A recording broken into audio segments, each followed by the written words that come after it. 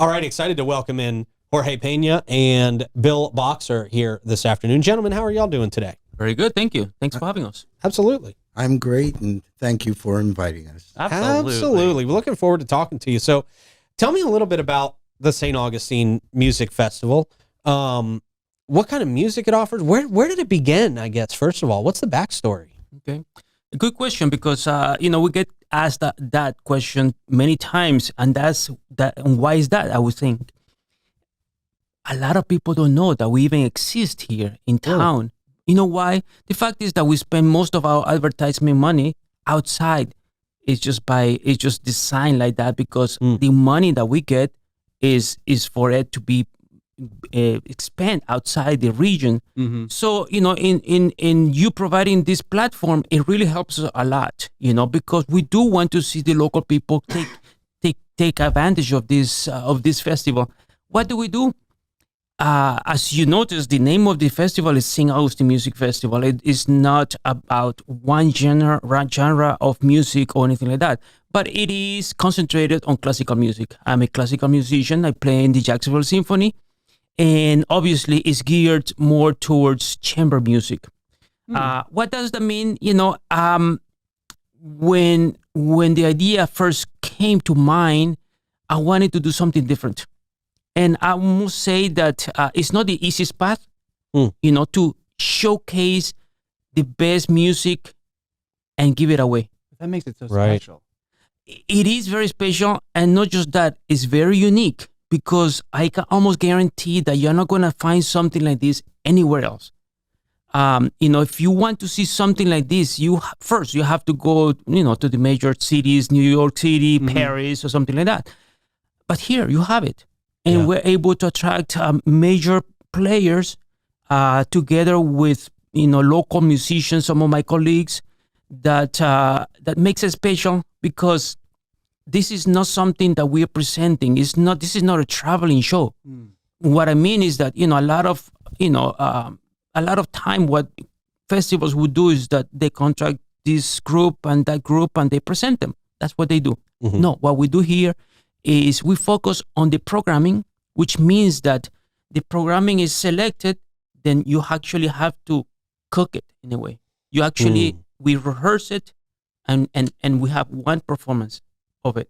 And that's it. And it exists for a week or so, and it goes away. Like a shooting star. That's awesome. It's unique because, let's face it, Jacksonville Symphony can afford to do this. You know why? Because they have, 80 people in payroll. Right. We don't. We can select this, and that.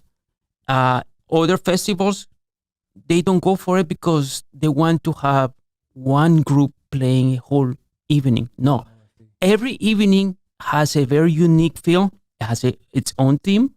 But at the same time, you're going to see different styles of music, obviously different people playing it. So the configuration changes in so many ways. It's kind of hard to tell. And that's why I always tell everybody, look, you're just going to have to check it out.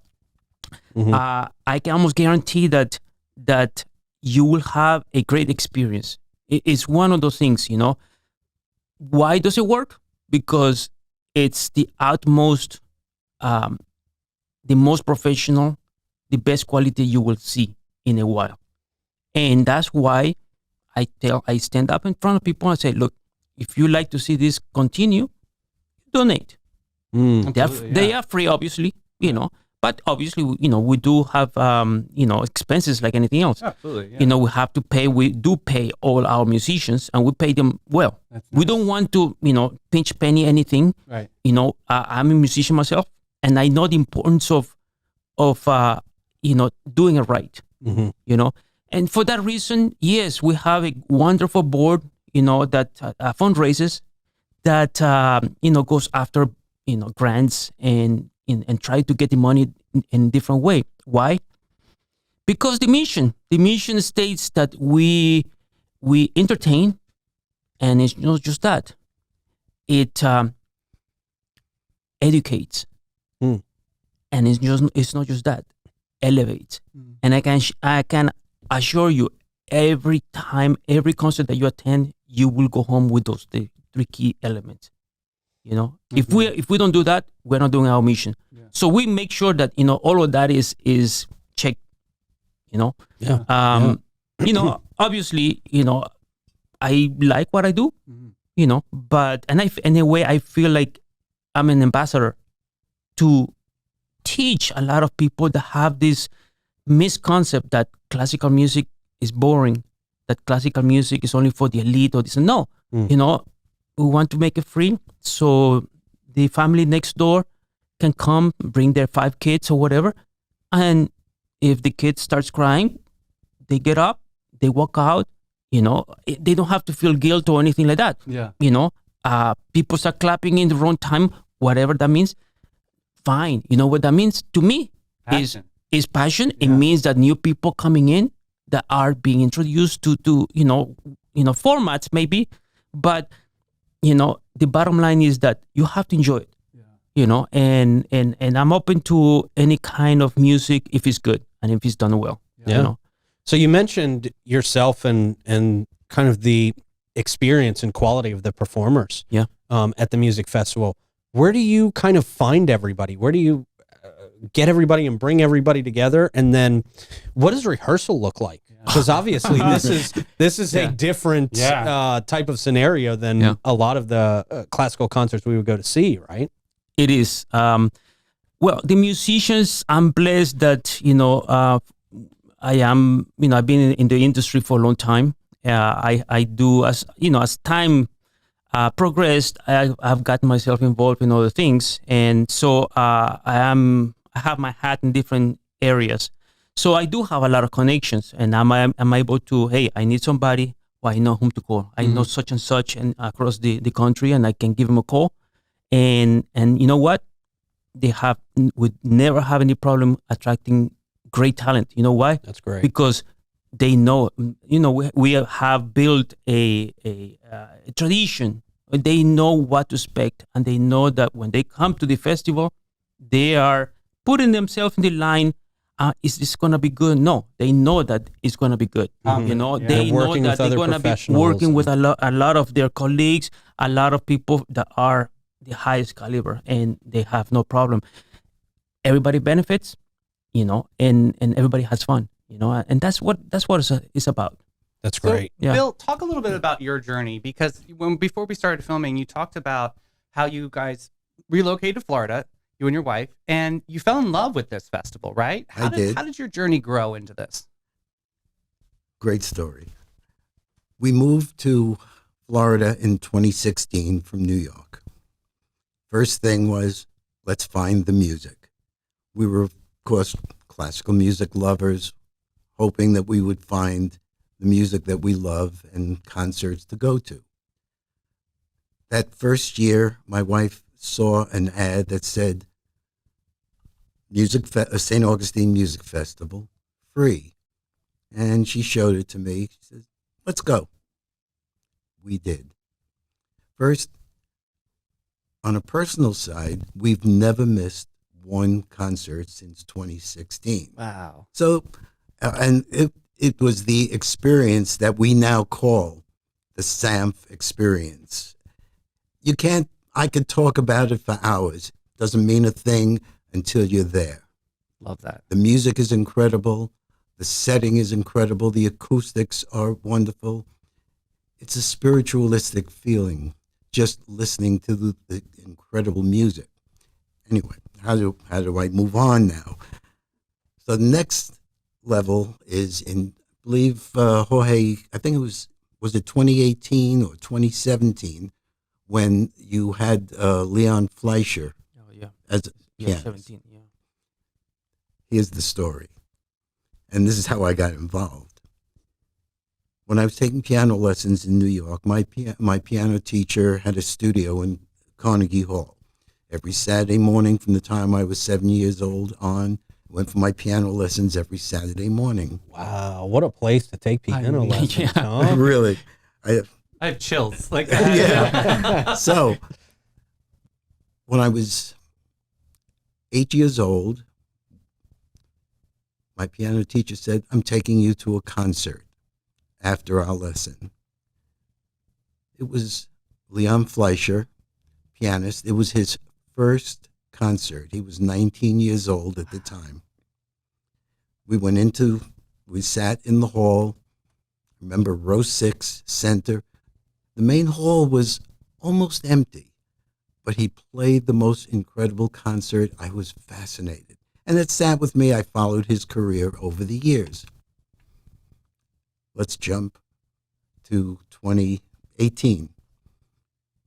Leon Fleischer is on the St. Music Augustine Festival program. I couldn't believe it. I contacted him through Facebook, which was the only way I was able to do it, wrote him a note and said, I was at your first concert. I would love to meet you. After the concert, heard from him. And at the end of the concert, it was a wonderful evening. I went up front, and everybody was gathered around. Jorge was there, and I got into a conversation with Leon.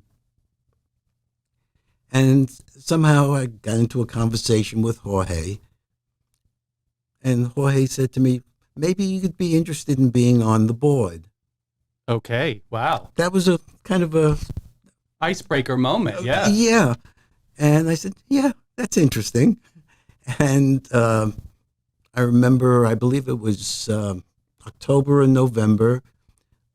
We had lunch together with the then board chair. Talked a little bit about my background in New York. I was a music educator and a supervisor of music back in New York City, and my love of music and the festival. And next thing I know, I'm on the board. That's amazing. I spent 2019 on the board learning everything I could about the music festival, working, helping, doing what I know best. Yeah. And toward the end of 2019, the board chair said he was resigning. Oh, wow.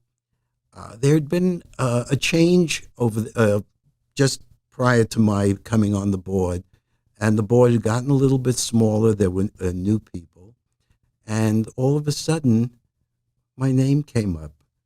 Would you be interested in being the chairman of the board? I said, I guess I can do that. And maybe a little quick, but let's see where we are. And that was at the end of 2019. In 2020, January 1st, I became board chair, of course. Then we were in the pandemic. Of course, I carried us through that. That's a whole Tough timing to Yeah. become Yeah. board chair of a It was. festival. During that time, But right? what was interesting, prior to that, I sat down with Jorge. I said, you're the founder. I need to know, what's your vision? If I'm going to, support and help and work and carry on, I need to know your long-term vision for the music festival. And we shared that. We discussed it. And I remember one of the first things I did was help rebrand the organization. We updated our logo. We looked for new board members.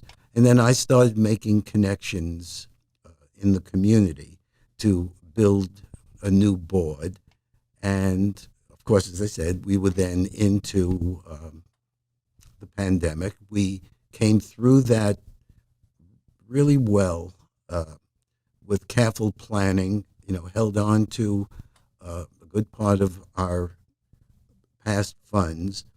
And we did a virtual concert that year. The hard part, and we're still coming out of it, was we did not have a fundraiser in the year of the pandemic. Right.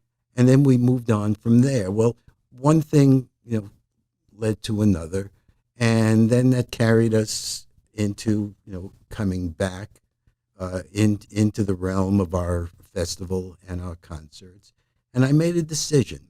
I could have stayed on as board chair, but I'm a believer in term limits. Okay. And I said, maybe we need a new face, someone to carry on. And I'm still there. I'm not going anywhere. And maybe we need a position as of an executive director to work with a board chairman. Mm-hmm. And we created that. Good. And that's basically where we are now. It's an amazing journey. Yeah. And my job now is meeting people, talking. I mean, I'll stop the person sitting next to me on an airplane flight and say, let me tell you about the St. Augustine Music Festival. I'll stop someone on the street, and talk to them. And that's how we gain new people, new ideas. I make the connections. I work on our grants. Mm-hmm. And I make sure that Jorge has what he needs to give us our incredible festival. That's amazing. And I'm hearing, I'm hearing a theme of this is really such a passion project for both of you, it seems like. It is. And for people who enjoy music. I mean, there's the angle of you guys who both love music, have spent careers in music, and then you're bringing this to people for free. So how are we making it big and better every single year? Because you're always trying to evolve, right? You're always trying to stay current with the times and just do a little better than you did last year, I would imagine, right? So what can we expect this year? That's a great follow-up.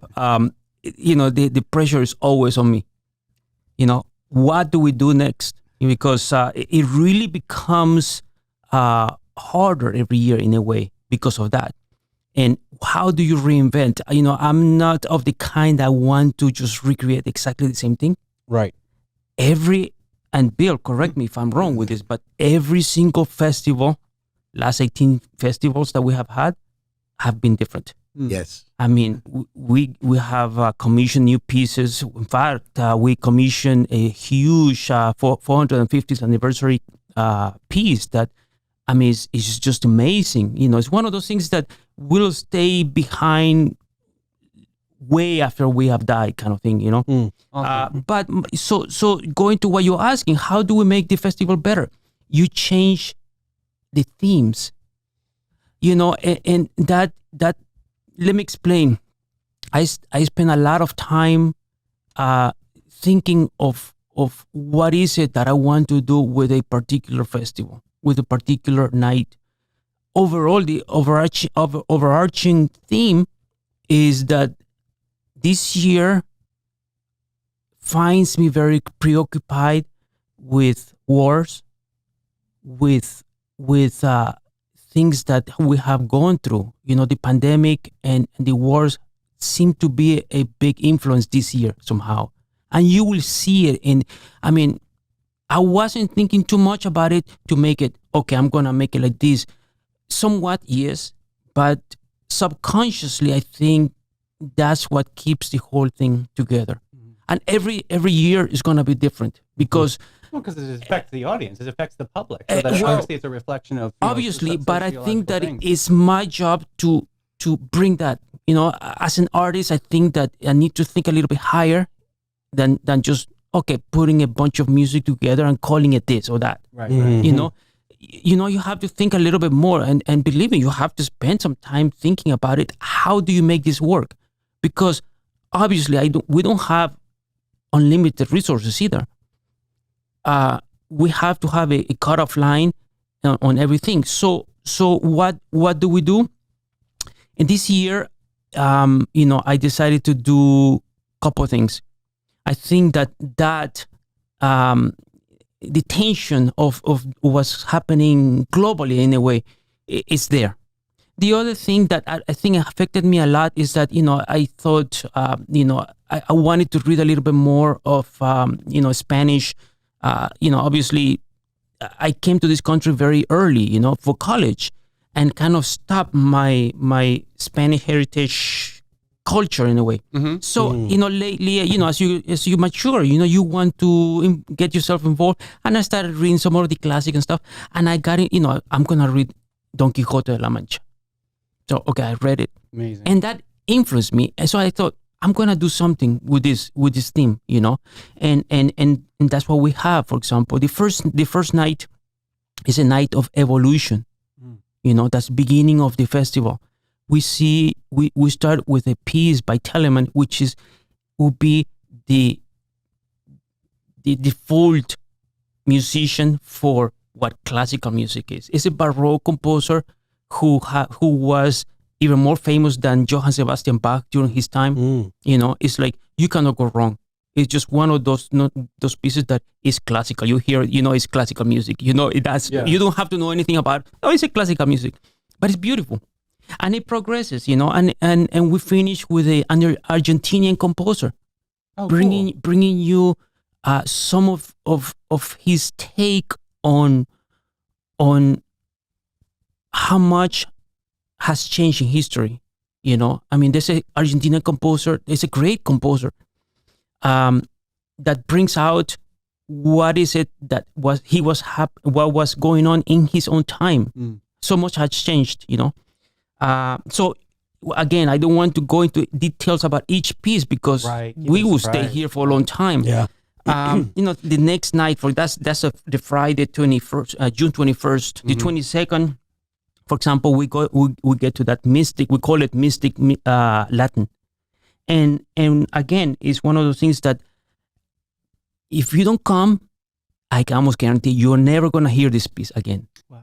Really? This is we're starting the concert with a Villa Lobos piece. Is a piece that is for, let me get it right: flute, oboe, alto saxophone, guitar, harp, and celesta. Wow. Tell me, when was the last time you heard a piece like that? I can guarantee you. Never. I'm sorry. You said oboe. I was like, huh? So it's called Mystic Sextet. And then we move on from there, It's just, my idea is, yes, I bring, traditional stuff, maybe known pieces that we are familiar with, and I have to combine it with new things because, after all, the education part of the festival has to be there. And there's many different ways, obviously, you can educate, Yeah. But then we move on to a contemporary composer, a living composer, a woman composer, and she's Latin. Gabriela Lena Frank she's considered one of the best composers, living composers right now. I've been I keep tap on certain people, and she's one of those, and I've been wanting to showcase her. Well, this is the great opportunity. She wrote a piece that's called Quijotadas.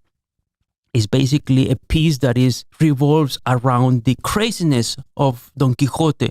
The Quixote story is, this gentleman. He had these aspirations of being a true gentleman, in like a knight, with a horse, and the old version with a lance and stuff. But he was crazy. He had all these crazy ideas. But he's a dreamer. He is a dreamer, and he kind of reminds us of the craziness stuff that we sometimes do. Are you crazy or you just normal to other people? It just depends. But nonetheless, it's our lives, and it's our life to live. And so she does something with the music that she writes. It's not what you expect. Again, I would say, come and find out what it's about. I love it. Okay. And I love the tease. we move on through another Telemann piece, another Don Quixote that showcase, kind of like it's a programmatic in a way.